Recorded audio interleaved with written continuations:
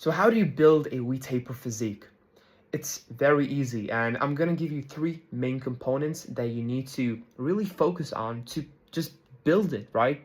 It'll be inevitable for you to not build that V-taper look if you'll focus on these three major components of it. And that's pretty much all you need to focus on. So the number one thing is spam a fuck ton of pull-ups, meaning you train pull-ups at least 3 times per week. Yes, if you're a beginner, train pull-ups at least 3 times per week.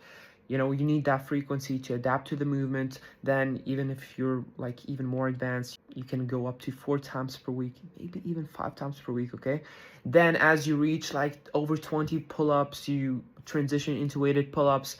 And once you transition into weighted pull-ups, that's when you see even more progress. Okay, and you see that back widening. Okay, like growing larger. So you accompany your back with 3D delts, okay? And the way you build 3D delts that give you more of that V-taper look is you train lateral raises at least 3 times per week. And make sure that the weight of that exercise is not like too high, okay? Like many beginners start with a heavy ass weight, like they can barely move it, okay? Like make sure it's like you can raise it quite slowly and then lower it, okay? And it doesn't need to be like that heavy. Like start off with 2 or 3 kilograms. That's all you need, okay? So start off that small. And you don't need heavy ass weight for lateral raises to actually build delts. And the last thing is your core, okay? Do not build your obliques. Do not.